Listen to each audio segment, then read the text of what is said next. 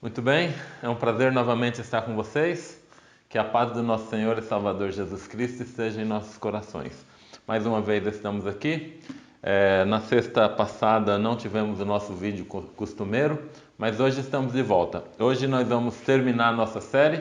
Estamos vindo numa série que falou do santuário, falou do juízo final, falamos das mensagens angélicas e hoje nós vamos fechar com o milênio, o reino milenar. Eu espero que Deus possa abrir a nossa mente, o nosso coração, que Deus possa nos iluminar para que nós possamos entender este assunto tão importante para as nossas vidas. Eu gostaria de pedir que você feche os seus olhos e nós vamos fazer uma oração. Obrigado, Senhor, nós te agradecemos pelo teu cuidado, pela tua proteção e pelo teu amor por nós. Te pedimos que nesse instante o Senhor nos use, ajuda-nos para que possamos entender este assunto para a tua honra e tua glória. Abençoe os que estão assistindo, os que estão ouvindo, que eles possam ser agraciados com o teu Espírito, pois pedimos em nome de Jesus. Amém. Amém. Muito bem. Antes de nós começarmos, era para eu ter falado antes, mas se você não é inscrito aí no canal, você se inscreva no canal e você dê o like aí nesse vídeo, depois que assistir, é claro. E também você pode acionar o sininho aí, porque toda vez que tiver novos vídeos, você vai ser comunicado, você vai ser notificado e aí facilita para que você assista os nossos vídeos. Tá certo? Muito bem. Já entrando no nosso tema de hoje, nós falamos sobre as mensagens angélicas, as 3 mensagens angélicas de Apocalipse 14. A terceira dizia do selo de Deus e do selo da besta, que é o fechamento ali um pouquinho antes da volta de Jesus, né? Na volta de Jesus, então, o assunto que falta para nós estudarmos é o assunto do milênio, que é o que nós vamos estudar hoje, fechando esse nosso ciclo, essa nossa série de estudos. E nós vamos então falar sobre esse assunto. Esse assunto é entendido de várias maneiras pelas diversas denominações, muitos entendem de maneira diferente. Então, nós vamos dar uma rápida pincelada aqui em alguns desses entendimentos diferentes e vamos nos demorar um pouco mais no que nós acreditamos ser a interpretação verdadeira.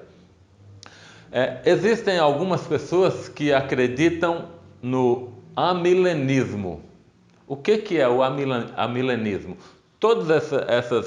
Isso que eu vou falar aqui diz respeito ao milênio, em relação ao milênio. O que é milênio?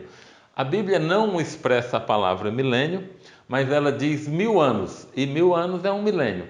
Então ela é um reino, um momento, um tempo, um período em que Jesus vai reinar sobre o seu povo. Então, como eu disse, amilenismo. O que é amilenismo?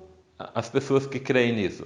Amilenismo significa que a pessoa não crê em um período de 1000 anos. Não é literal esse período.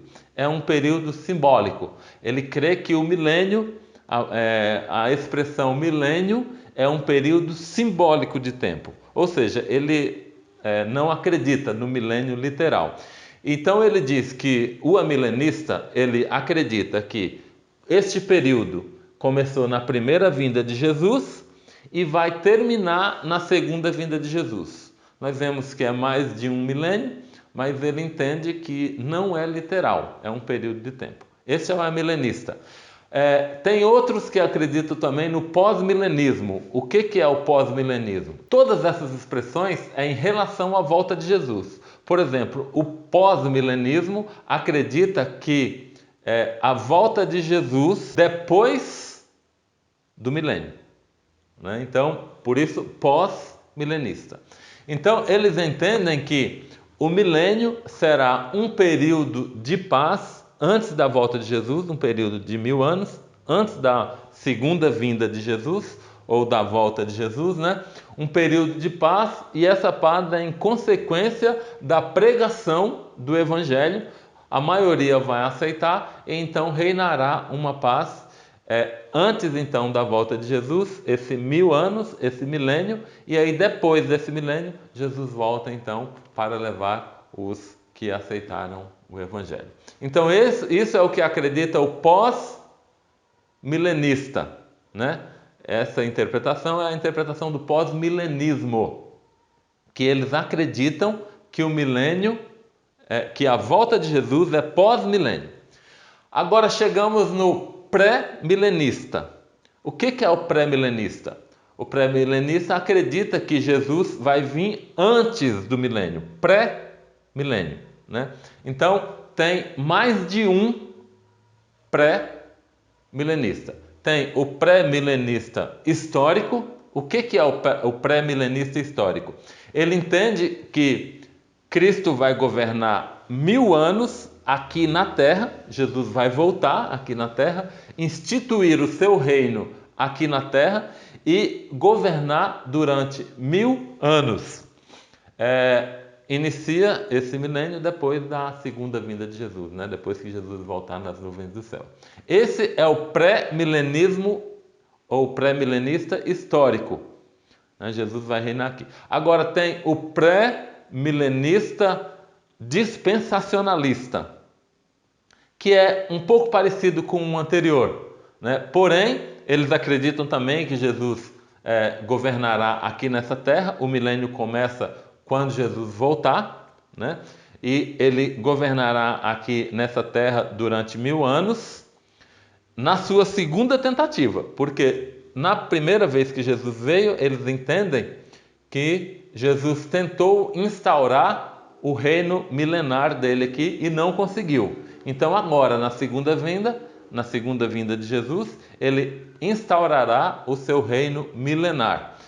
Estes pré-milenistas dispensacionalistas também acreditam que o tratamento para os judeus como nação vai ser um, e o tratamento para os gentios, ou os que não são judeus de nacionalidade, será outro. Então terá dois grupos aí que serão salvos. Estes gentios é considerada a igreja de hoje, né? Então terão tratamentos diferentes. E estes pré-milenistas dispensacionalistas, eles acreditam no arrebatamento secreto de Jesus. Jesus vem primeiro, antes da vinda de Jesus para instaurar os 1000 anos, eles acreditam que Jesus vai vir secretamente e arrebatar um grupo em secreto, um grupo que está preparado. Esse é o pré, e depois, só depois, Jesus vai voltar para instaurar o seu reino milenar aqui na Terra. E tem um outro pré-milenista, que é o que nós acreditamos, nós entendemos que é o mais bíblico, é o que a Igreja Adventista entende que seja dessa maneira. Nós entendemos que Jesus vai vir em poder e grande glória, não é? Quando terminar o seu trabalho, o Evangelho for pregado em todo o mundo e assim por diante, Jesus voltará, levará os justos para ficar esses 1000 anos no céu. O milênio que nós entendemos será no céu e não na terra. E depois desses 1000 anos, Jesus trará os seus e nós viveremos então aqui na terra eternamente, para sempre. E é este o que nós vamos entender neste vídeo. Nós vamos nos demorar um pouco mais no que nós entendemos que é a interpretação mais bíblica, o milenismo bíblico. Para entender isso, nós precisamos saber os acontecimentos que precedem este evento da volta de Jesus e início do milênio. Então, entendendo estes acontecimentos que precederão a volta de Jesus, nós já nos prepararemos. Os sinais do fim. Nós já, em outros momentos, nós explicamos os sinais do fim, né? a guerra, rumores de guerras, epidemias em vários lugares e assim por diante. Estes são sinais do fim. Mas o último sinal, a Bíblia diz que este evangelho do reino será pregado em todo o mundo e então virá o fim. Esse então é o último grande sinal. Paralelamente a esse sinal da pregação do evangelho, quando terminar a pregação do evangelho, paralelamente também o juízo estará acontecendo e culminará no mesmo momento, tanto a pregação do evangelho quanto o final do juízo de Jesus, e acontecerá então o fechamento da porta da graça. Todas as coisas que tiverem de acontecer já aconteceram. Quem for limpo, limpe-se mais. Quem for sujo, suje-se mais. E depois do momento do fechamento da porta da graça, pouco tempo depois, nós não sabemos precisar, a Bíblia não nos diz, mas pouco tempo depois, Jesus voltará. A segunda vinda de Jesus, né? Ou a volta de Jesus. Por que eu enfatizo que é a segunda vinda de Jesus ou a volta de Jesus? Jesus veio a primeira vez e agora vai vir a segunda vez. Porém, é a primeira volta, porque ele veio uma vez e agora ele vai voltar, né? Então é a segunda vinda ou primeira volta, tá certo? Então, finalizado todas as situações aqui nessa terra, toda a tribulação, o cumprimento de todas as profecias, Jesus voltará e iniciará então o milênio para o seu povo. Qual o texto que pode embasar esta volta de Jesus? Porque nós entendemos, acreditamos que a volta de Jesus é em poder e grande glória, com todos os anjos do céu. Não entendemos que Jesus fará um arrebatamento do seu povo secretamente. Pelo contrário, a Bíblia diz que todo olho verá, e nós entendemos dessa maneira. E alguns textos embasam essa nossa compreensão. Um deles é 1 Tessalonicenses 4, 16 e 17, que diz o seguinte: portanto, o Senhor mesmo, dada a sua palavra de ordem e ouvida a voz do arcanjo, ressoada a trombeta de Deus, nós vemos aqui que não tem nada secreto, não é silêncio. Nós vamos ouvir a voz de Deus e em outro momento, em outro local, a Bíblia diz que é uma voz de muitas águas, uma voz forte, né? Nós vamos ouvir a voz de Deus, vamos ouvir a trombeta soando, né? E ela continua dizendo assim, no verso 16: descerá do céu, depois de ressoada a trombeta de Deus, descerá dos céus, e os mortos em Cristo ressuscitarão primeiro. Veja, a ressurreição dos mortos. E no verso 17, depois nós, os vivos, os que ficarmos, seremos arrebatados juntamente com eles. Eles quem? Os mortos que foram ressuscitados. Entre as nuvens do céu para o encontro do Senhor nos ares. E assim estaremos sempre, para sempre com o Senhor. Então nós vimos aqui, nesse texto de 1 Tessalonicenses, que não tem nada de secreto à vinda de Jesus. Ele virá com soar de trombetas, com muito barulho, ressuscitará, não vai ser uma ressurreição secreta, e transformará os vivos e junto com os mortos subirão. Se nós fôssemos ficar aqui na terra, não haveria necessidade de subir, mas nós subiremos para encontrar o Senhor nos ares, e assim estaremos para sempre com o Senhor. Nós temos aí no outro verso, que eu gostaria de ler com vocês, que também endossa esse nosso pensamento. Marcos 13, verso 26 e verso 27. Diz assim, ó: então verão o Filho do Homem vir nas nuvens com grande poder e glória. Veja, irmãos, com grande poder e glória vindo nas nuvens dos céus. Não é secreto a volta de Jesus.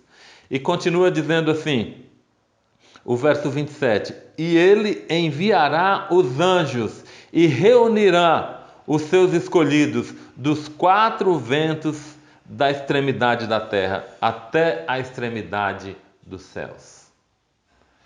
Nestes versos, irmãos, nós podemos ter plena certeza de que Jesus virá nas nuvens do céu com grande poder e glória e não teremos um arrebatamento secreto. Aliás, a doutrina do arrebatamento secreto, nós não conseguimos encontrar embasamento bíblico para essa doutrina. Muito bem, então aqui tem muitos outros textos, mas nós não vamos nos alongar muito, porque nós já temos certeza de que Jesus virá em poder e grande glória. Nós vamos nos ater agora no início do milênio, o que acontecerá no início do milênio, o que acontecerá durante o milênio e o que acontecerá no final do milênio. Tá certo? No início do milênio, lendo em João, eu gostaria de deixar a Bíblia falar. João 14, verso 3, diz o seguinte: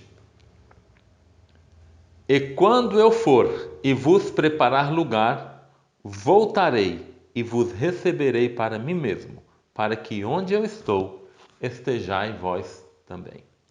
Então, no início do milênio, Jesus, na realidade, este é o marco inicial do milênio. Jesus virá nas nuvens dos céus com grande poder e glória e ele nos levará para o lugar onde ele foi preparar, né? João 14, verso 3, diz que quando eu for e vos preparar lugar, voltarei e vos levarei. Isso significa que nós não vamos ficar aqui na terra. Nós vamos ser levados para algum lugar. Nós vamos ser levados. Então, este é o marco inicial do milênio.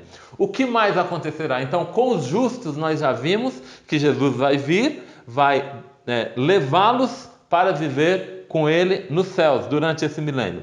E com os injustos, com os que não aceitaram a Jesus, com os que preferiram não obedecê-lo, o que acontecerá?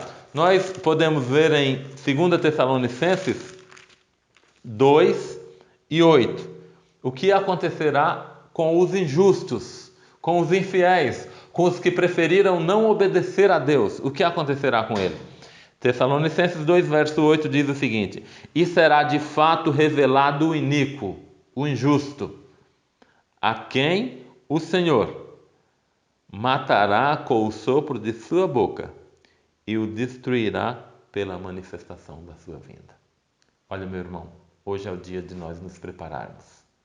Nós não queremos sofrer essa consequência, mas se nós não nos prepararmos, se nós não obedecermos a Deus, se nós não nos aplicarmos ao estudo da sua palavra para entender o que Ele quer de cada um de nós, quando Ele voltar, nós não vamos estar preparados. E se não estivermos preparados, não vamos subir para o céu. E o que resta para aqueles que não subirem para o céu? O iníquo será destruído com o sopro da boca de Deus. Então, o justo subirá, o iníquo ou o injusto será morto pelo sopro de Deus. E o que mais que a Bíblia nos diz a respeito do milênio? Apocalipse 20, verso 1 e 2, diz assim: Então vi descer do céu um anjo. Tinha na mão a chave do abismo, uma grande corrente. Ele segurou o dragão, a antiga serpente, que é o diabo e Satanás, e o prendeu por 1000 anos. Então, meu irmão, veja só. Com os justos, irão para o céu. Os ímpios permanecerão mortos. E Satanás, ele será preso durante 1000 anos. E você pode dizer, mas como Satanás será preso? Satanás é um ser espiritual. Realmente, meu irmão, como Satanás pode ser preso? A prisão de Satanás é uma prisão circunstancial. Como é isso? Por quê? O que significa circunstancial? Satanás estará aqui nessa terra. Qual é o trabalho de Jesus aqui nessa terra? Tentar os filhos de Deus, tentar os seres humanos. Porém, não haverá nenhum ser humano para ser tentado aqui. Os justos estarão no céu, os ímpios estarão mortos. Satanás então vagará de uma a outra extremidade da terra, de um a outro canto da terra, e não achará uma viva alma para tentar. Ele estará preso. Ele estará aqui vagando nessa terra e não pode ir para lugar nenhum. Esta é a prisão de Satanás. E Satanás permanecerá aqui por 1000 anos, preso circunstancialmente, porque não terá o que fazer, não terá ninguém para tentar. Veja, irmãos, volto a dizer, hoje é o nosso dia de oportunidade. Nós vimos então o que acontecerá no início do milênio. Agora, o que vai acontecer durante o milênio? Durante o período do milênio. Vamos ver? A Bíblia nos diz? A Bíblia diz. Primeiro verso, Apocalipse 20, verso 4. Encontre aí na sua Bíblia. Apocalipse 20, verso 4. Diz assim: E vi tronos. E nestes, veja só, irmãos, aqui já é depois da volta de Jesus. A volta de Jesus em Apocalipse é no capítulo 19. Aqui nós estamos no capítulo 20, após a volta de Jesus. Vi tronos, e nestes sentaram-se aqueles aos quais foi dada a autoridade de julgar. Quem são aqueles? Aqueles que foram para o céu. Aqueles justos que estavam aqui na terra e foram levados para o céu. A eles foram dada a autoridade para julgar. Como assim julgar? Se todos já tinham sido julgados, uns tinham sido absolvidos e ido para ir para o céu e outros tinham sido condenados para ficar mortos aqui. Como julgar? Este julgamento, na realidade, não é mais um julgamento investigativo, no qual terá uma recompensa, mas este é um julgamento comprovativo, de comprovação. Eles vão apenas comprovar o que foi feito, para que não fique dúvida sobre nada do que Deus tenha feito. Mas eles vão duvidar de Deus? Então não que eles vão duvidar de Deus e não que Deus tenha possibilidade de errar. Não é isso que significa. Mas Deus é um Deus de transparência. É um Deus que quer todas as suas coisas às claras. E por isso Ele permitirá que os justos que forem para o céu, confiram todas as anotações, para que não haja dúvida a respeito de nada dos feitos de Deus. E ele continua dizendo no verso 4: Vi ainda as almas dos decapitados por causa do testemunho de Deus, de Jesus, bem como por causa da palavra de Deus, tantos quantos não adoraram a besta, nem tampouco a sua imagem, e não receberam a marca na fronte e na mão, e viveram e reinaram com Cristo durante 1000 anos. Este é você, irmão. Este é você. E sou eu, somos nós. Nós estamos nos preparando hoje para viver 1000 anos com Jesus no céu. Nós viveremos e reinaremos com Jesus durante 1000 anos. Este é o milênio que a Bíblia claramente nos traz. Nós viveremos e reinaremos com Cristo durante 1000 anos. Então isso é o que acontecerá com os santos. E com os injustos, com os ímpios, o que acontecerá? Aqui nós ainda temos mais um texto, eu gostaria de ler mais um texto aqui. Ainda um texto importantíssimo, 1 Coríntios 6,3, que diz assim, ainda a respeito dos justos, né? Diz assim, não sabeis que havemos de julgar os próprios anjos? Quanto mais as coisas dessa vida.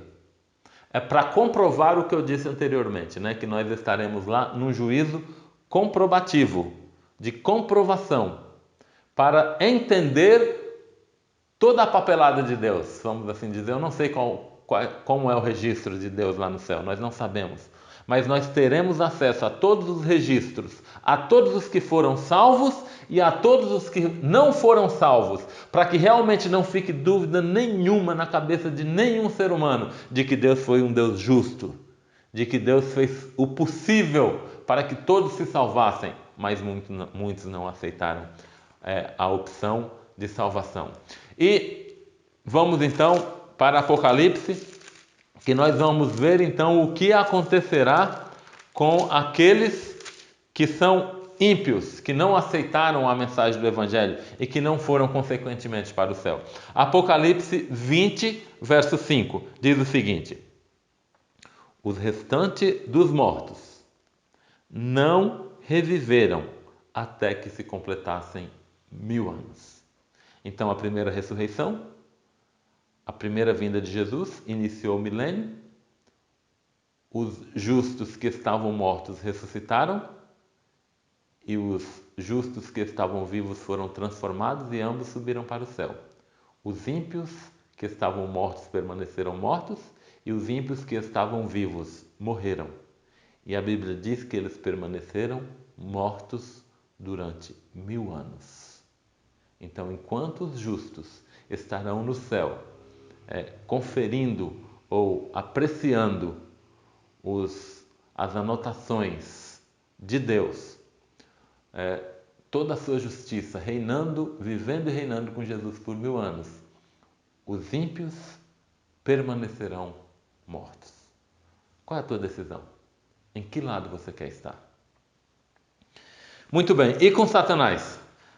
20 verso 2, diz assim, e ele, o anjo, segurou o dragão, antiga serpente, que é o diabo e Satanás, e o prendeu por 1000 anos.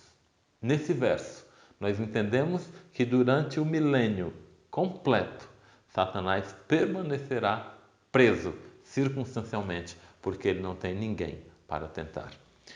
Caminhamos agora para o final do milênio, né? Já vimos o início, já vimos durante o milênio, quais os trabalhos que acontecerão, o que se dará durante o milênio, e agora vamos para o final do milênio. Apocalipse 21, verso 1 e 2. Apocalipse 20 trata do milênio e Apocalipse 21 é depois do milênio. O verso 1 e o verso 2 diz o seguinte: vi novo céu e nova terra, pois o primeiro céu e a primeira terra passaram e o mar já não existe. Vi a santa cidade, a nova Jerusalém, que descia do céu da parte de Deus, ataviada como noiva, adornada para o seu esposo. No final do milênio, meu irmão, minha irmã, meu amigo, você que está nos assistindo, no final do milênio, quando todas as coisas estiverem claras, já passou o juízo investigativo, que foi durante a nossa estadia aqui na terra, até o final do juízo, onde Jesus bateu o martelo, quem seria salvo e quem seria perdido. Agora, durante o milênio, aconteceu o juízo comprobativo, em que todos tiveram acesso aos registros de Deus, para que não ficasse dúvida. E agora, depois do milênio, acontecerá um outro juízo. Jesus vai aplicar agora a pena a cada um. Os justos viverão eternamente e os injustos morrerão eternamente. Mas nesse verso, nós vimos que o início, que o milênio, o final do milênio, melhor dizendo, começa dessa maneira, a Nova Jerusalém descendo do céu. Aquela cidade que Jesus disse que ia preparar lá no céu, para mim e para você. A Nova Jerusalém, ela não permanecerá para sempre no céu. Ela foi construída no céu e nós viveremos lá por 1000 anos. Mas depois desses 1000 anos, essa Nova Jerusalém descerá do céu juntamente com os filhos de Deus dentro da cidade. A Bíblia diz no capítulo 21 de Apocalipse, verso 1 e 2, que João viu a santa cidade, a Nova Jerusalém, descendo do céu para a terra. Então, isso é o que acontecerá no final do milênio. Os justos dentro da cidade santa, descendo com Jesus. E os ímpios? E Satanás? O que acontecerá com eles? Apocalipse 20, verso 5, diz assim: o restante dos mortos não reviveram até que completasse 1000 anos. Nós já lemos esse verso. Nós já sabemos que eles permaneceram mortos durante 1000 anos. Mas agora ele diz que não reviveram até completar. Isso significa que quando completar os 1000 anos, eles serão ressuscitados. Jesus então ressuscitará a todos. E neste momento em que Jesus ressuscitará todos os perdidos, é o único momento na história deste mundo, na história dessa terra, em que todos os habitantes da terra, de todas as épocas e de todos os lugares, permanecerão vivos em um mesmo momento e contemplarão a glória de Deus e o que eles perderam em não terem aceito o Evangelho, não terem aceito a morte de Jesus, não serem obedientes ao que Jesus pediu que fosse. Então, nesse momento, ressuscitarão todos os injustos que estavam mortos durante 1000 anos. E com Satanás, o que acontecerá? Vamos avançar? O verso 7 diz o seguinte: quando, porém, se completarem os 1000 anos, Satanás será solto da sua prisão. Ora, se Satanás estava preso porque não tinha ninguém para tentar, nesse momento em que os ímpios serão ressuscitados por Jesus, ele novamente será solto, porque ele terá um grupo muito grande para ele tentar, para ele reunir para a peleja, para a última grande peleja entre Satanás e Cristo. Neste momento, Satanás então agora sairá a enganar as nações de uma a outra extremidade da terra, conclamando a todos para a peleja do último grande dia. Você já imaginou, meu irmão, minha irmã? Todos os piores inimigos do povo de Deus, todos os grandes generais de batalha, todos aqueles homens que eram estrategistas, eles estarão ressuscitados e terão como seu chefe Satanás, o próprio Satanás, e ele sairá a regimentar todas as nações de todo o mundo, todos os grandes homens que foram um dia movidos por ele, que foram um dia inspirados por Satanás a destruir, a fazer grandes destruições. Agora todos estarão ressuscitados juntos. Uma grande multidão que ninguém pode contar. Satanás então dirá: nós somos muito mais do que aqueles que estarão dentro da cidade santa. Facilmente nós poderemos tomar a cidade santa. E é isso que ele falará para aquela grande multidão. Facilmente nós poderemos tomar a cidade santa. Vamos, avante, vamos tomar essa grande cidade. Mas o que acontecerá então, meu irmão? O que acontecerá? Está registrado em Apocalipse 20, 8 e 9, que diz o seguinte: e sairá a seduzir as nações, como eu já disse, que há nos 4 cantos da terra, Gog e Magog, a fim de reuni-los para a peleja daquele último dia. O número dessa multidão é como a areia do mar. E o verso 9 diz assim: marcharam então pela superfície da terra e sitiaram o acampamento dos santos e a cidade querida. Eles ficaram em volta, sitiaram a cidade para guerrear. Mas o que a Bíblia diz no finalzinho do verso 9? Desceu, porém, fogo dos céus e os consumiu. É isso que está preparado, irmãos.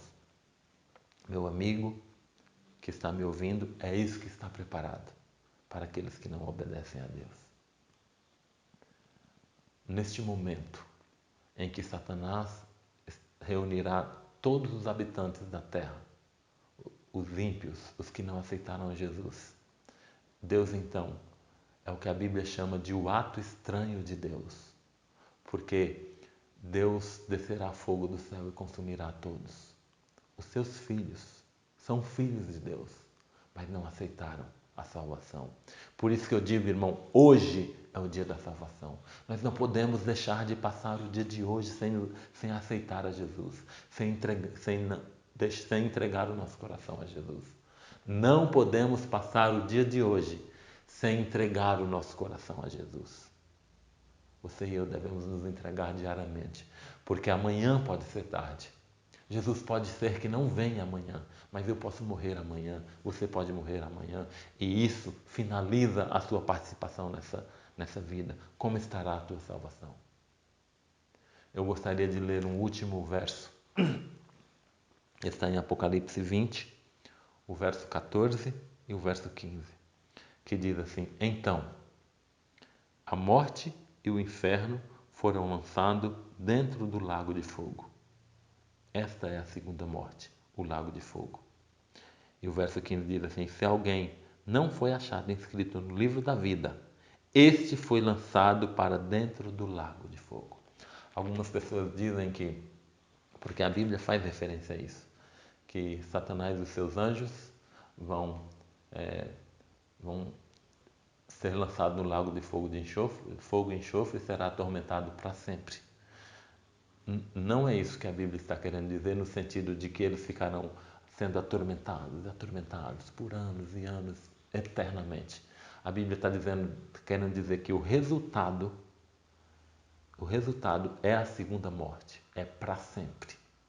O resultado deste ato de Jesus jogá-los no lago de fogo e enxofre é que eles morrerão eternamente. Não terá mais outra oportunidade para Satanás e para os que estiveram com eles.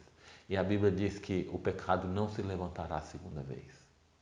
Você e eu, meu irmão, mais uma vez eu quero dizer, e eu quero dizer aqui cara a cara, mais uma vez eu quero dizer, você e eu precisamos nos preparar.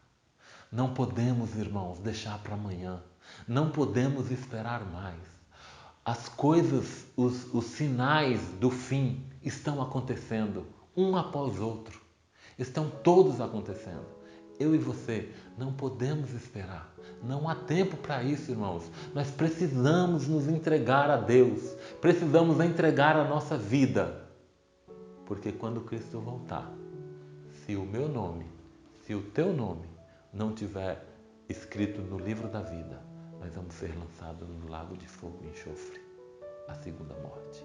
E eu espero que eu e você não soframos essa consequência. Ao contrário, estejamos com o nosso nome inscrito no livro da vida, para que possamos viver com Cristo 1000 anos no céu e depois retornar aqui para a nova terra, onde viveremos eternamente.